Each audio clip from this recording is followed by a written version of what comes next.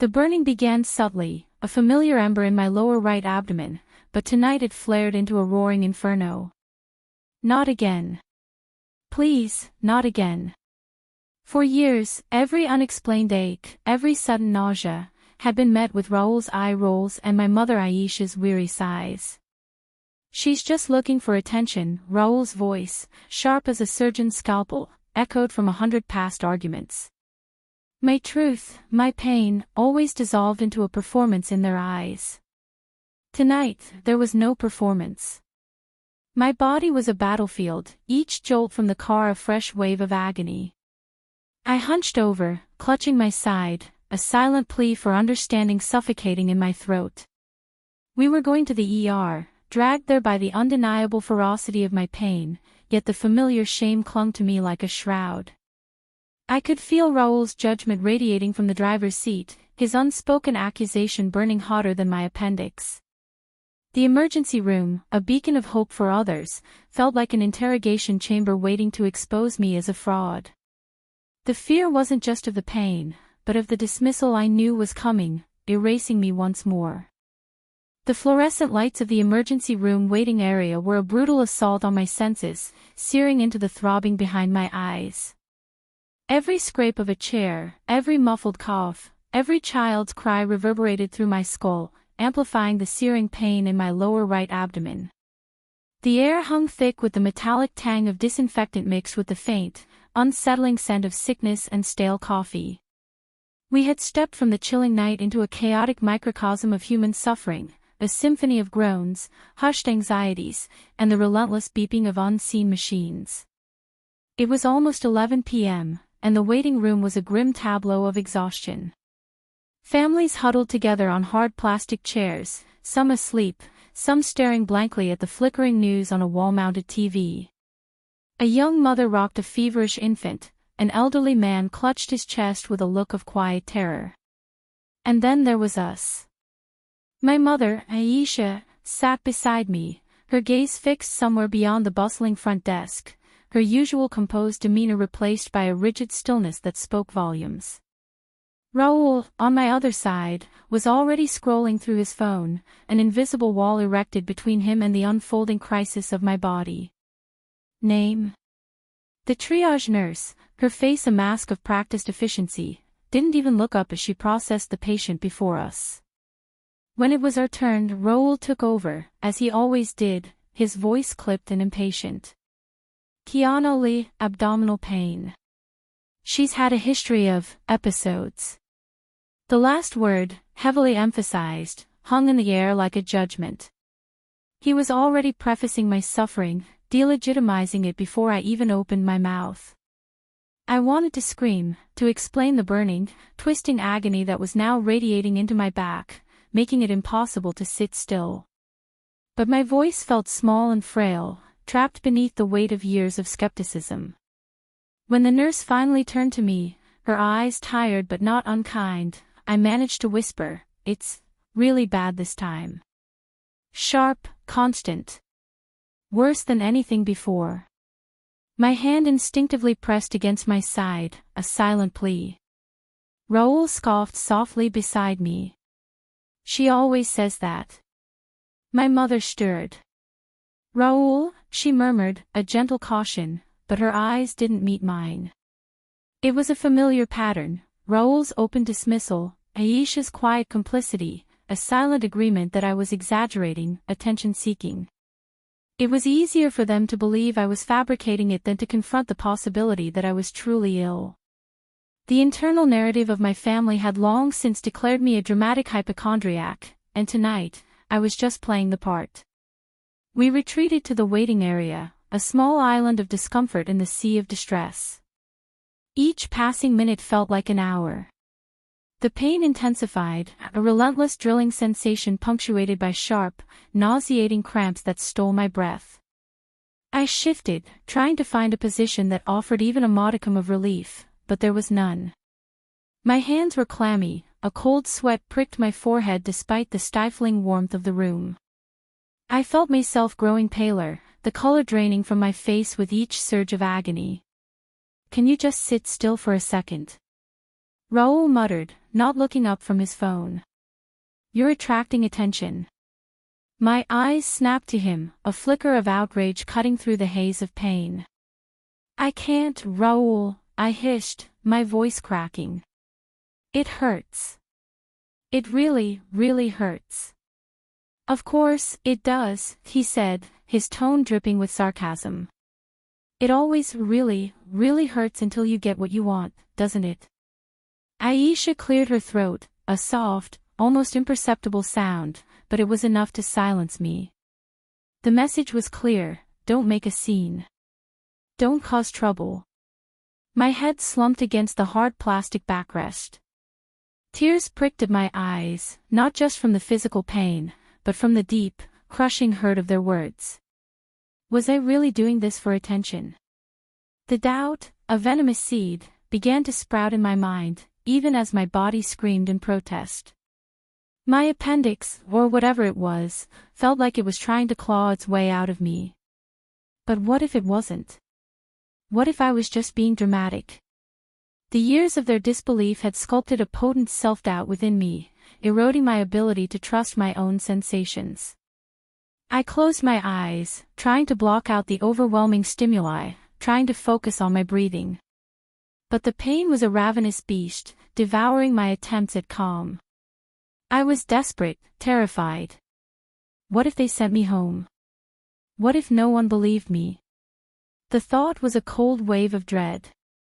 I knew, with an agonizing certainty, that this was different. This wasn't another episode. This was real. My body was betraying me, yes, but my family's betrayal of my trust was a deeper, more insidious wound.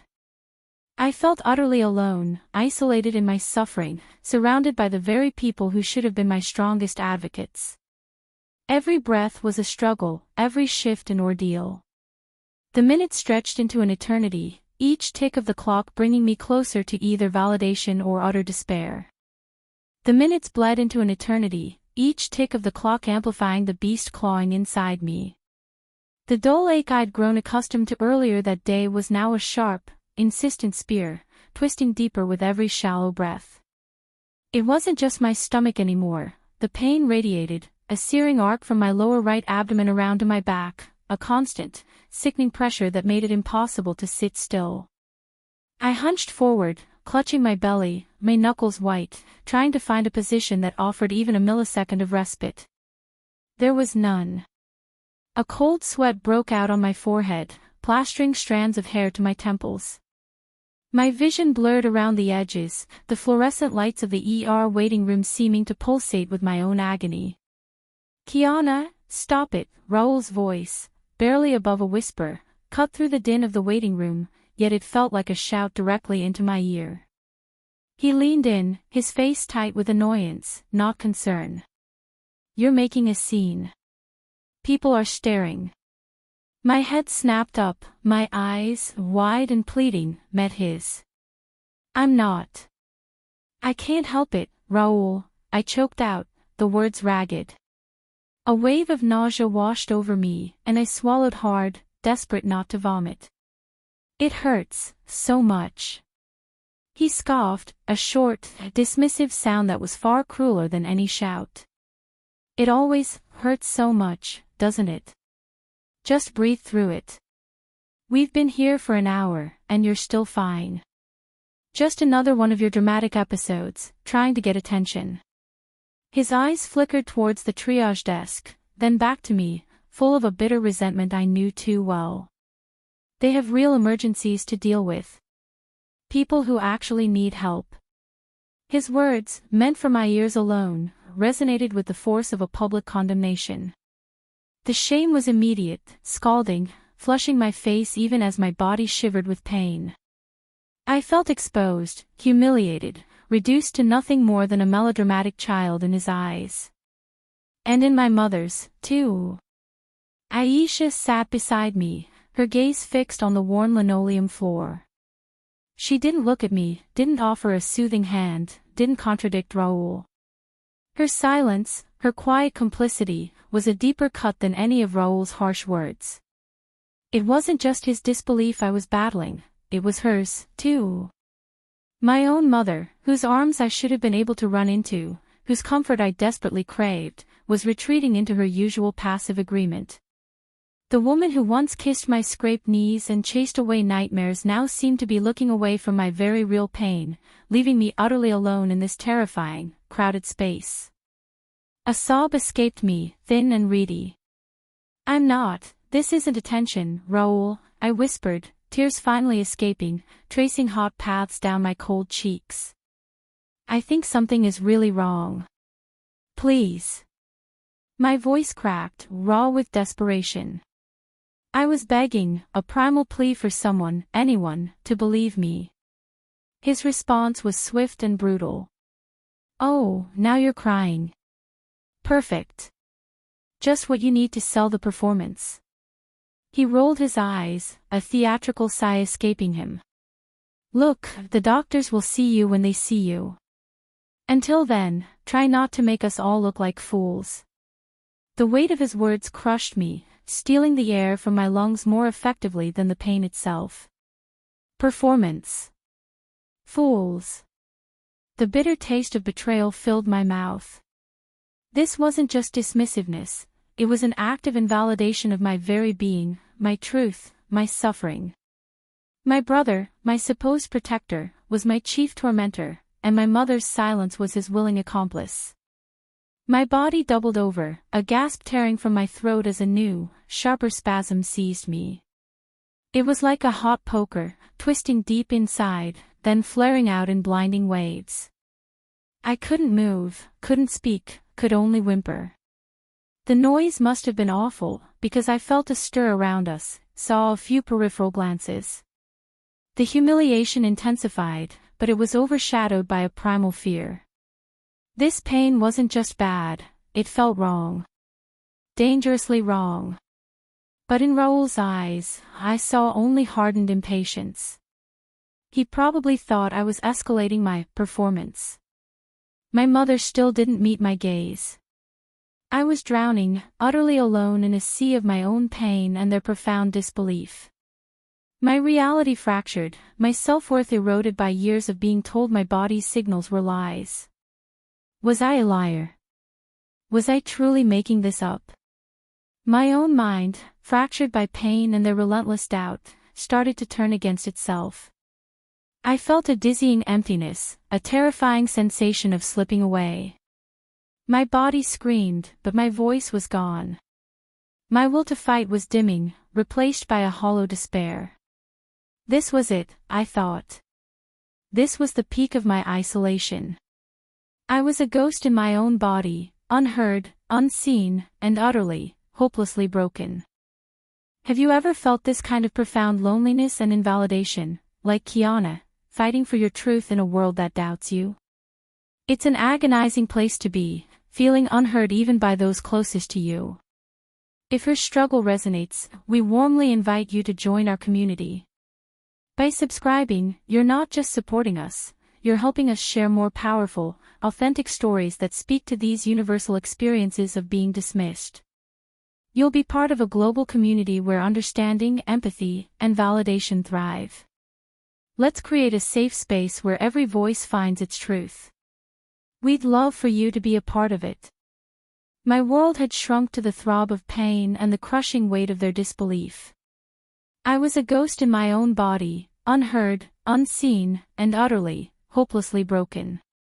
Drowning in the cacophony of the ER waiting room, I yearned for oblivion. Then, a presence.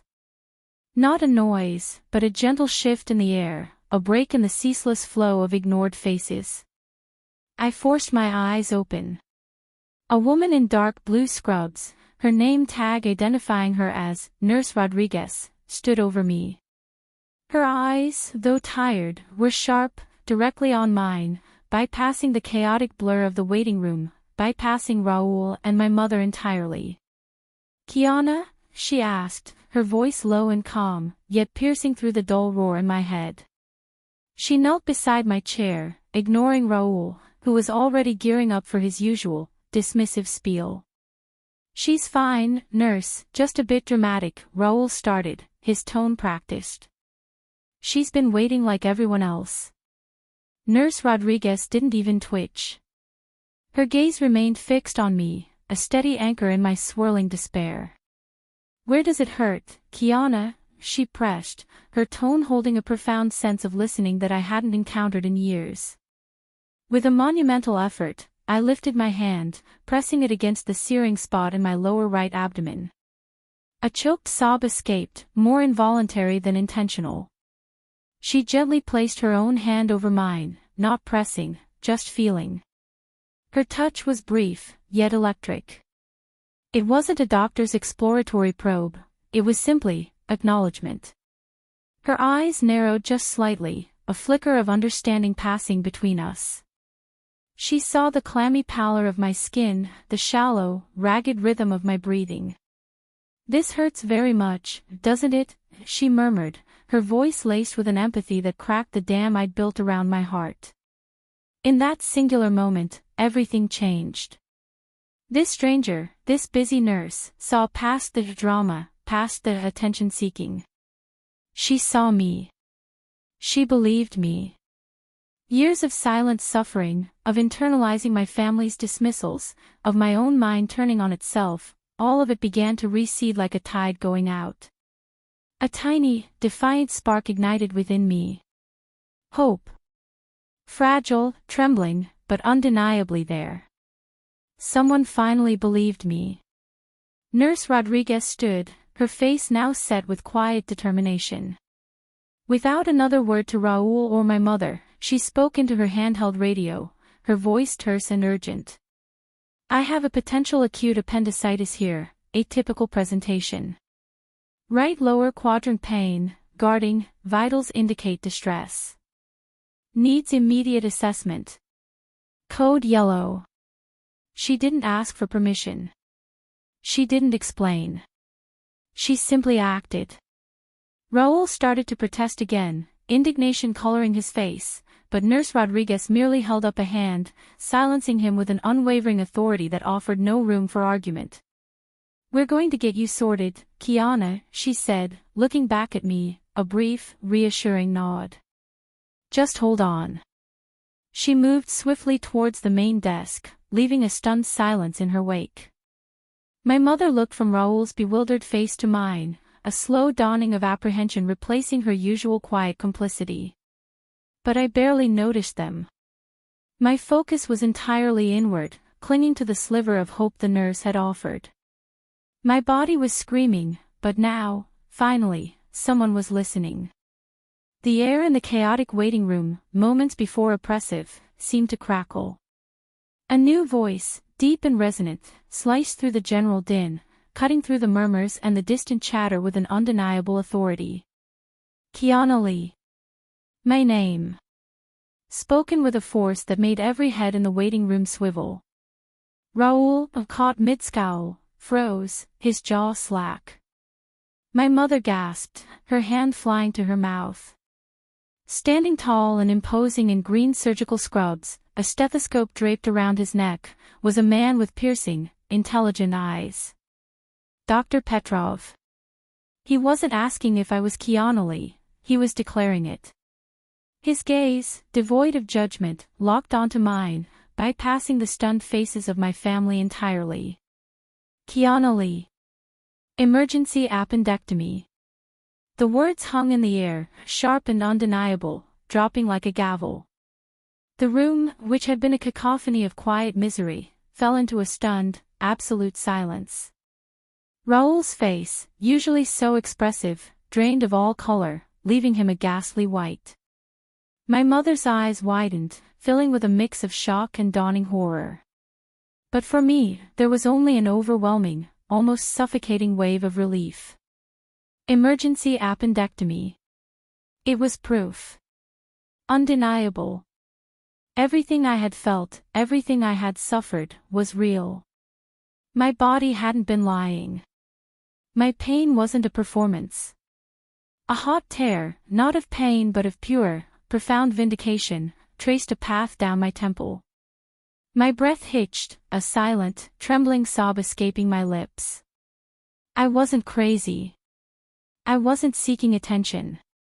I was sick. And finally, Finally, someone believed me. Dr. Petrov didn't wait for a response. He simply made a swift, impatient gesture towards me, then to the triage nurse who now rushed forward. "Let's go. She's critical. Let's go. She's critical." Dr. Petrov's words, so stark and professional, were the last thing I properly processed before everything became a blur of motion. A gurney, blessedly empty, was quickly wheeled over. Strong, gentle hands helped me transfer from the hard plastic chair. Each movement sent a fresh wave of agony ripping through me, a sharp, white-hot fire in my lower right abdomen. I gasped, clenching my jaw, but this time, no one told me to be quiet. No one looked away. The triage nurse, her face now etched with genuine concern, was beside me, murmuring apologies as she strapped me in. "Sorry, Kiana. We'll get you comfortable." Comfortable seemed a distant, impossible dream. Yet, as I was wheeled rapidly down a brightly lit corridor, away from the chaos of the waiting room, I felt a strange sense of surrender. My fight was over. My body was finally being taken seriously. I risked a glance back. Raul and my mother stood frozen, a tableau of dawning horror. Raul's face was still pale, his jaw slack. My mother's hand was pressed to her mouth, her eyes wide with a shame that was almost palpable even from this distance. They watched me go, and for the first time in years, I saw not dismissal, but raw, unfiltered fear for me in their eyes. A small, bittersweet victory, but a victory nonetheless. The gurney sped on, the fluorescent lights above blurring into streaks. The sounds of the ER, distant cries, hurried footsteps, the omnipresent beeping of machines, receded, replaced by the rhythmic squeak of the gurney wheels and the quiet, efficient voices of the medical staff.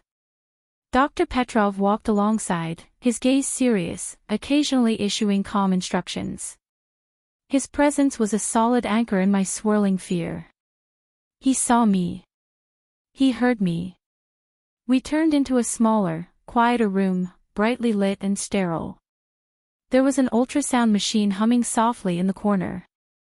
Another nurse, a young man with kind eyes, was already prepping a tray of instruments. He helped me shift onto the examination table, a flimsy paper sheet crinkling beneath me. Every touch, every slight adjustment of my body, sent a fresh jolt through my gut, making me clench my fists, digging my nails into my palms. Dr. Petrov pulled up a stool. "Kiana," he said, his voice calm, "I'm going to do a quick examination. Just tell me where it hurts, and try to relax as much as you can." Relax. The word felt alien. How could I relax when my body felt like it was tearing itself apart from the inside? But there was something in his tone, a quiet authority, that made me trust him. He gently pressed on my abdomen, starting away from the worst of the pain, slowly working his way closer. Each touch was deliberate, measured. I watched his face intently, searching for a tell, a confirmation. He was focused, his brow furrowed slightly in concentration. "Here?" he asked, his fingers now pressing just to the right of my navel. I winced, a sharp intake of breath. "A little," I managed to whisper, my voice reedy. He moved further down, closer to my hip bone. His touch became lighter, more exploratory. Then, he found it. The spot.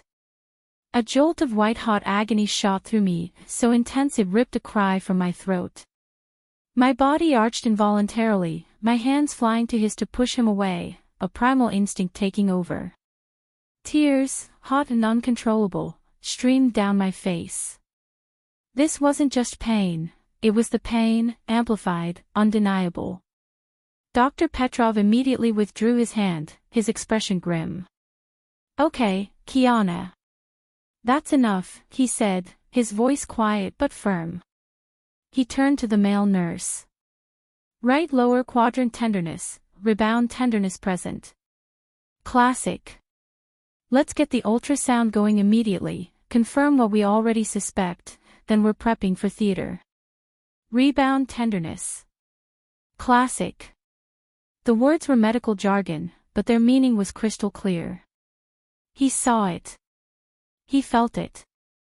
My pain was real. It had a name, a diagnosis, a legitimacy I had craved for so long. As the nurse squirted the cool gel onto my burning skin for the ultrasound, I could hear hushed voices just outside the door. Raul and Aisha. They hadn't left. They were there, listening. The male nurse positioned the probe. A screen flickered to life, showing murky black and white images of my insides.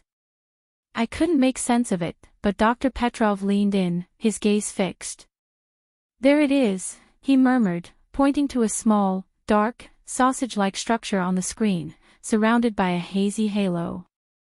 Inflamed, thickened wall. Some fluid around it. Not ruptured yet, but very, very angry. He glanced at me, his eyes softening. "You did well, Kiana. You held on. Held on. For years, I had held on. And now, the evidence, undeniable, incontrovertible, was there on the screen, a visual testament to my suffering. My pain wasn't a lie. It was a near-ruptured appendix, demanding to be seen, demanding to be heard. And finally, someone was listening. The fear of surgery still gnawed at me, but it was overshadowed by a profound, almost dizzying sense of validation. The truth was out. The next thing I knew, the searing agony that had defined my last few hours had receded to a dull throb. My eyelids felt heavy, my mouth dry. I blinked, the fluorescent lights of what looked like a recovery room swimming into focus above me. A faint smell of antiseptic hung in the air, oddly comforting. My body felt light, almost hollow, as if a great weight had been surgically removed along with whatever was causing the pain. There was a bandage on my abdomen, a tender warmth emanating from beneath it. It was over. The thought was a quiet whisper in my mind, a fragile promise. A few minutes later, the door creaked open and Dr. Petrov stepped in. He looked tired but carried a gentle smile. My eyes fluttered open fully, a question forming on my lips before I could voice it. He pulled up a chair beside my bed, his gaze reassuring. "Kiana," he said softly, his voice a balm. "You're awake. The surgery went well. We removed your appendix." Relief, so profound it bordered on pain itself, washed over me. It felt like I'd been holding my breath for years, and now, finally, I could exhale. My eyes welled up, hot tears tracing paths down my temples. It was real. I croaked, the doubt still ingrained, still trying to find a foothold even now. Dr. Petrov's smile softened further. He reached out and gently patted my hand, a gesture of deep compassion. "It was very real, Kiana. You had acute appendicitis, and it was severely inflamed, almost gangrenous. It was very close to rupturing. We found it just in time. Another few hours, and you would have been facing a much more complicated situation, likely peritonitis. You listened to your body, Kiana. You advocated for yourself. That saved you. You listened to your body. You advocated for yourself. That saved you." His words were a direct counter to every dismissive glance, every impatient sigh, every cutting remark I'd endured. They were the melody of validation, singing over the discordant echoes of doubt. The truth, stark and undeniable, hung in the air, a physical presence. My suffering wasn't for attention. It was a cry for help from an organ on the verge of betrayal. And I had heard it. Just then, the door opened again. Raul and Aisha entered, their faces etched with a complex mix of exhaustion, worry, and something else, something that looked suspiciously like guilt. They stopped short, seeing Dr. Petrov beside me, seeing me awake. Aisha's eyes, usually so guarded, were red-rimmed and filled with an expression I couldn't quite decipher. Grief? Regret? Raul, typically so composed, looked utterly undone. His shoulders were slumped, his gaze darting from Dr. Petrov to my pale face, then to the floor.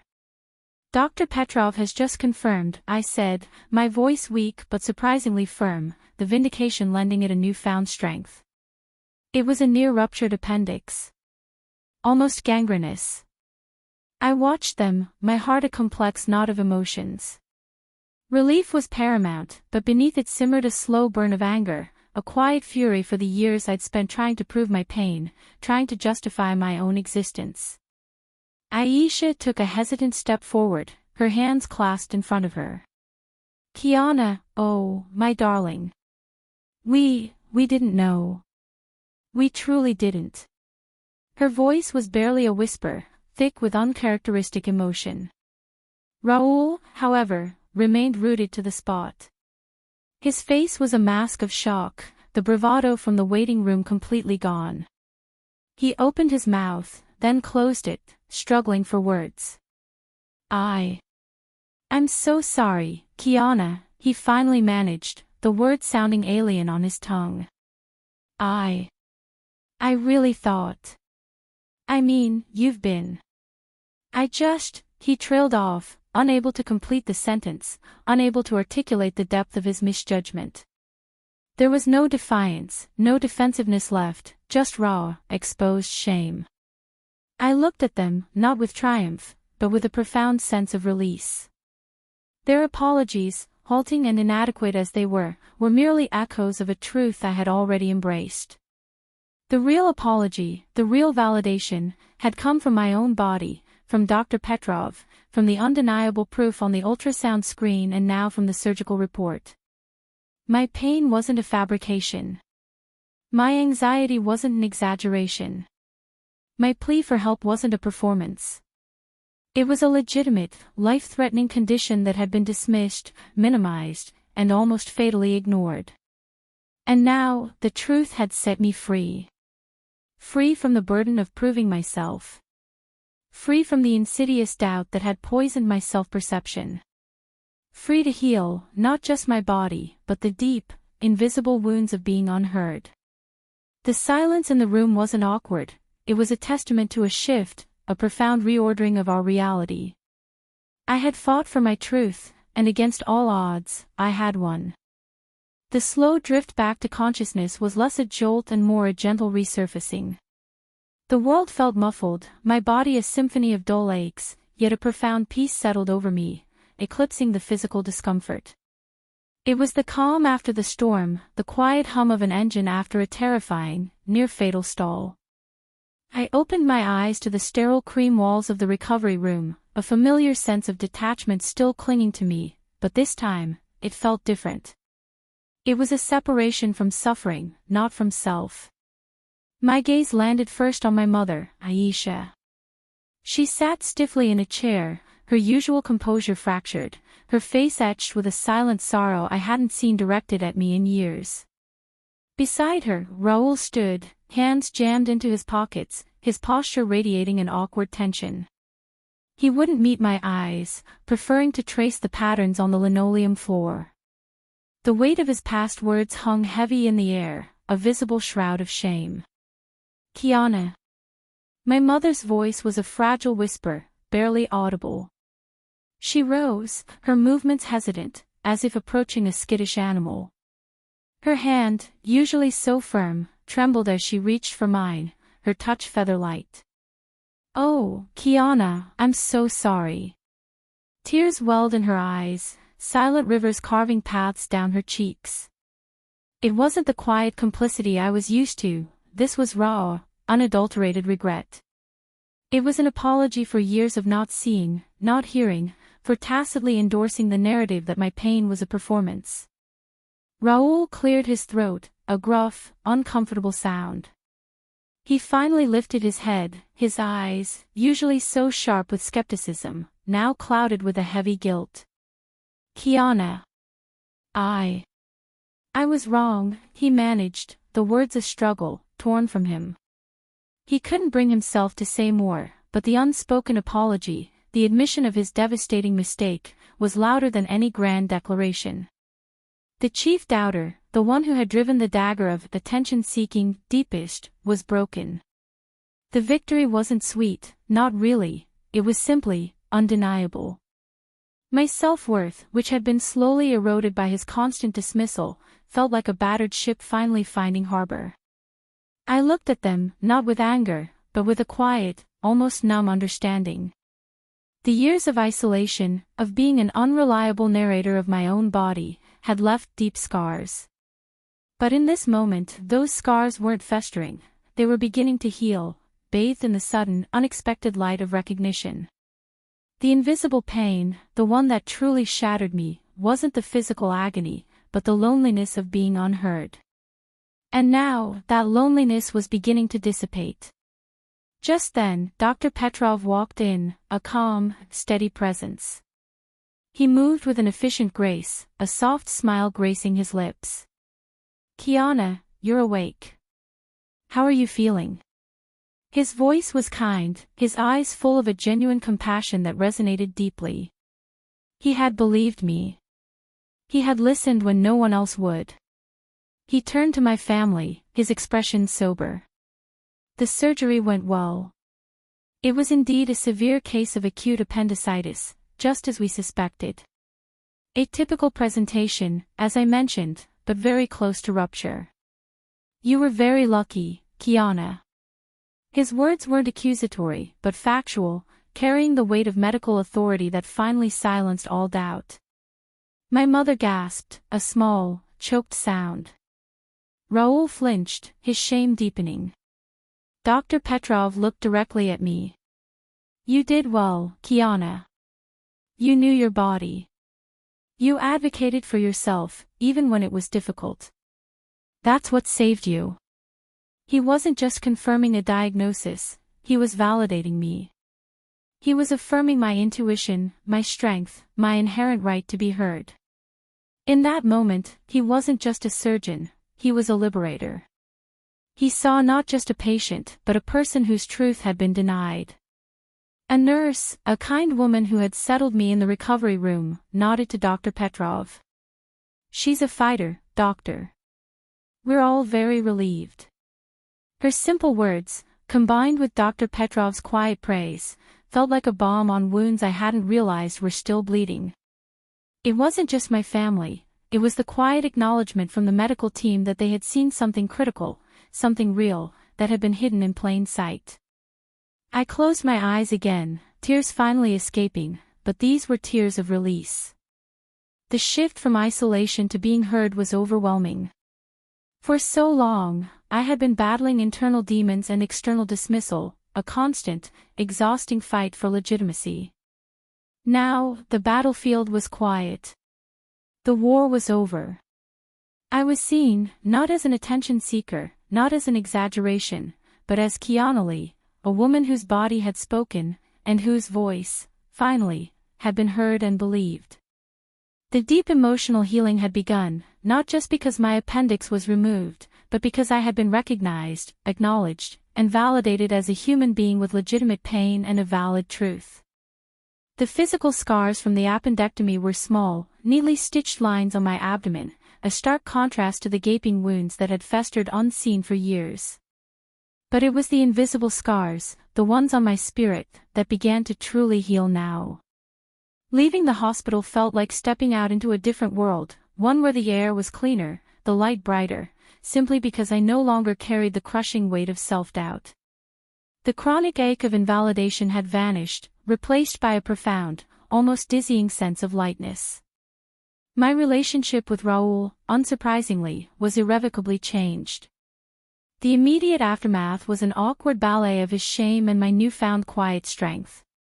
He'd brought flowers, mumbled an apology that felt more like a confession, his eyes unable to meet mine for long. I'm really sorry, Kiana. I just didn't think. His voice was small, stripped of its usual dismissive edge. I looked at him, truly looked at him, and saw not just the brother who had hurt me, but a man grappling with the magnitude of his error. I didn't offer immediate forgiveness, nor did I demand groveling. Instead, I simply said, Raul, you need to understand. This wasn't just about my appendix. This was about years of not being believed, not being seen. What happened in that ER, that was the culmination of it all. He flinched, absorbing my words, and for the first time, I felt like he genuinely heard me. Our conversations since have been tentative, but different. I no longer feel the need to argue, to justify my existence or my pain. If he questions something, I state my truth calmly, clearly, and if he resists, I simply let it be. The burden of convincing him is no longer mine. I've learned to protect my peace by setting firm, unspoken boundaries. I still love my brother, but I love myself more, and that means not allowing myself to be diminished by his perceptions. My mother, Aisha, was more complex. Her apologies were tearful, laced with regret for her quiet complicity. I should have listened, Kiana. I always saw your pain, but I let Raul. I just let him convince me it was nothing. I failed you. Her raw honesty was startling. We talked for hours, really talked, for the first time in years. I explained the invisible burden, the shame, the fear of being too much. She listened, her hand clutching mine, her eyes reflecting the pain she now understood she had contributed to. Our relationship is slowly rebuilding on a foundation of honest communication and mutual respect.